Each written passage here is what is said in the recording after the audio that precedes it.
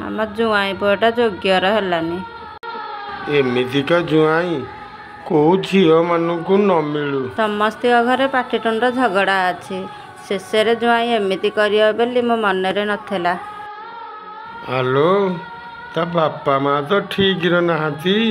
ସେ କେମିତି ଠିକର ହେବ?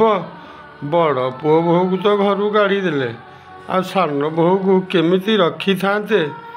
ଯେଉଁ ପୁଅ ନିଜ ସ୍ତ୍ରୀକୁ 8 ବର୍ଷର ପୁଅକୁ ଘରୁ ବାହାର କରିଦେଇ ଗୋଟିଏ ପର ସ୍ତ୍ରୀକୁ ଆଣିକି ଘରେ ରଖୁଛି, ଏଥିରେ ବାପା ମା ଜାଣି ଶୁଣି ଚୁପ୍ ହେଇ ରହୁଛନ୍ତି। କାହାକୁ କହିବ? କୋଉ ଝିଅର ଦିହ ସହିବ? ଜୁଆଇଁ ତ ଠିକର ନୁହଁ, କହିବ କାହାକୁ? ସେଥିପାଇଁ ଝିଅ ଶାଶୁଘର ଛାଡ଼ିକି ଆସିଲା ହାରି। ଭଲ କରିଛି ପଳେଇ ଆସିଛି। ଆଉ କେତେଦିନ ଏମିତି ସହି ସମ୍ଭାଳି ରହିଥାନ୍ତା? ଶାଶୁ ଘରେ ତାର କିଏ ଅଛି ଯେ ତା ଦୁଃଖ ବୁଝିବ? ଏଇ ବୋହୂଟା କ'ଣ ସବୁଦିନ ସେଇ ଘରେ ରହିପାରିବ? ଆଲୋ, ଯେଉଁ ବୋହୂ ସ୍ୱାମୀ ପୁଅ ଝିଅକୁ ଛାଡ଼ିକି ଆସିକି ଗୋଟେ ପର ଘରର ବୋହୂ ହେଇକି ଅଛି, ସେ କ'ଣ ସବୁଦିନ ସେଇ ଘରେ ରହିପାରିବ? ସେଇଭଳିଆ ସ୍ତ୍ରୀ ଲୋକଙ୍କୁ ମାୟାବିନୀ କହନ୍ତି।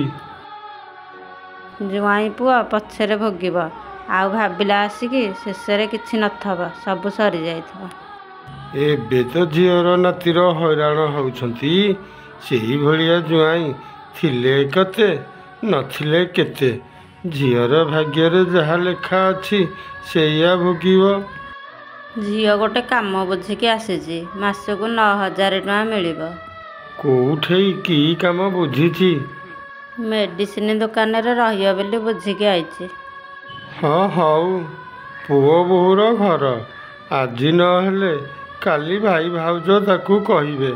ନିଜ ଗୋଡ଼ରେ ନିଜେ ଚାଲୁ, 5 ଟଙ୍କା ରୋଜଗାର କରୁ, ପାଠ ପଢ଼େଇକି ନାତିଟୁକାକୁ ମଣିଷ କରୁ।